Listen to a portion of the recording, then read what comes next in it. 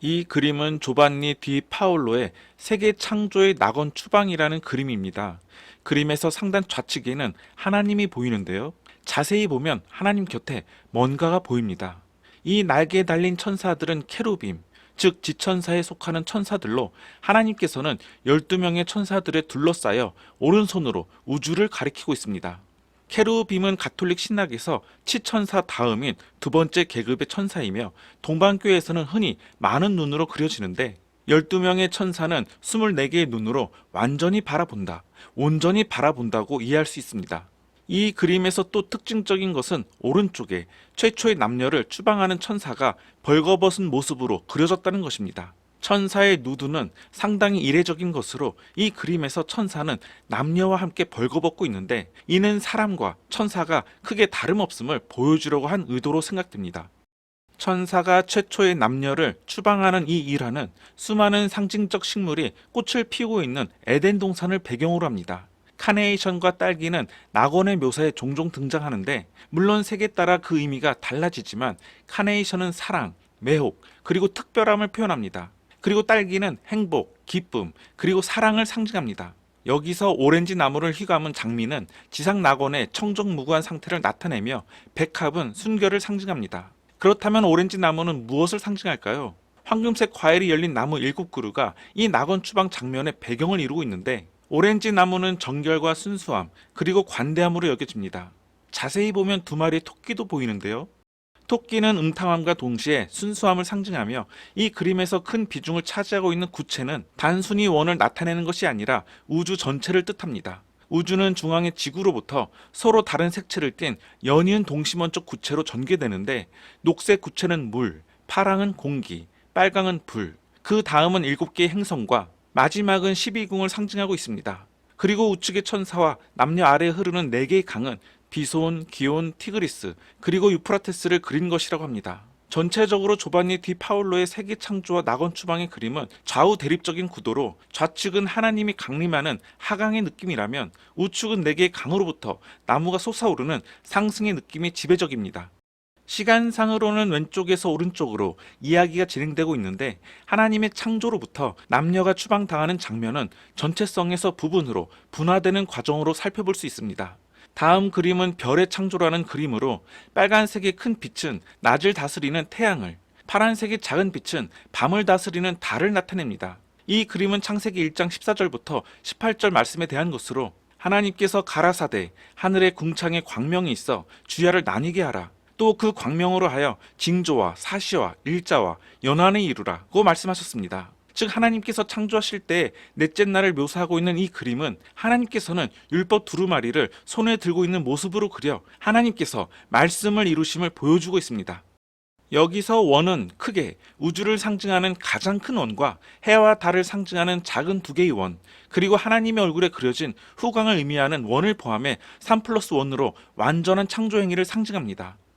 지금 보시는 것은 12세기 말에 수비니의 성서의 세미라 중 창조에 대한 그림입니다. 이 그림에서는 기독교의 주일에 일치하는 7일간의 이야기가 전개되고 있습니다. 그렇지만 제7일과 제8일의 묘사에 볼 수 있듯이 채식 화가는 성서 원문에 그리 충실하지 않았습니다. 사람은 제6일에 창조되었고 하나님께서는 제7일에 쉬셨으며 유혹이 제8일이라는 성경의 기록은 없습니다. 다만 이 그림을 그린 채식 화가는 창세기 1장의 창조설화와 2장의 창조 이야기를 하나의 그림으로 담으려 한 것 같습니다. 맨 왼쪽 상단부터 지그재그로 그림이 배열되었는데 첫째 날 하나님은 빛을 창조하고 이를 어둠과 갈라놓았습니다. 여기서 성령은 물 위를 나는 비둘기로 그려졌네요. 둘째 날 하나님은 물 한가운데 창공이 생겨나게 하여 창공 아래의 물과 창공 위의 물을 갈라놓았습니다. 셋째 날 하나님은 하늘 아래의 물을 모아 땅에 드러나도록 하셨습니다.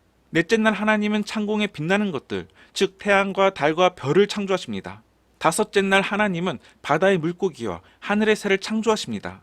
여섯째 날 하나님은 땅에 사는 온갖 생물을 창조하십니다.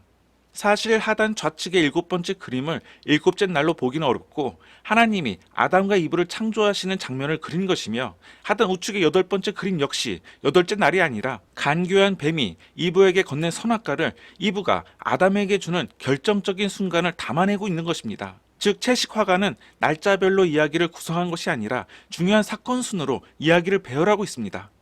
이번 그림은 히에로니무스 보스의 창조 셋째 날의 세계라는 그림으로 세복재단과 세속의 쾌락의 동산의 바깥쪽 패노라입니다. 왼쪽 패노라의 맨 위에는 시편 33편 6절에 말씀 한마디에 모든 것이 생기고가 인용되어 있습니다. 창조주 하나님은 왕관을 쓰고 수염을 기른 모습으로 구름 속에 나타나 있는데요. 지상을 나타내는 구체는 중심에 자리 잡은 반면 신의 형상은 배경에 자리합니다.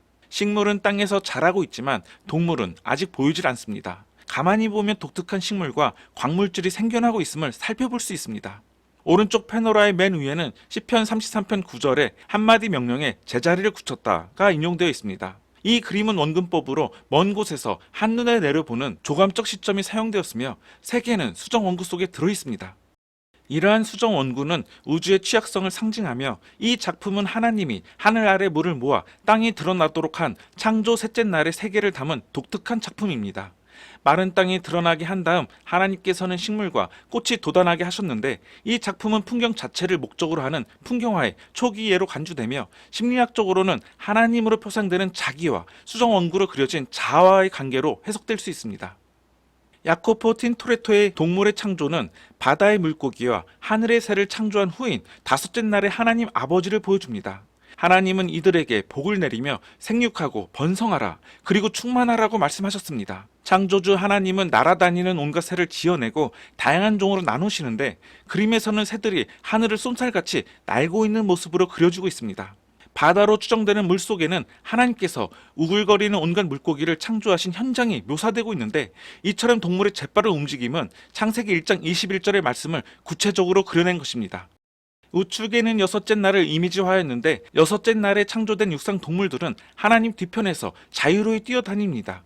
이날 하나님께서는 땅은 생물을 그 종류대로 내되 육축과 기는 것과 짐승을 종류대로 내라 하시고 하나님이 땅의 짐승을 그 종류대로 육축을 그 종류대로 땅에 기는 모든 것을 그 종류대로 만드시니 하나님 보시기에 좋았다고 말씀하셨습니다.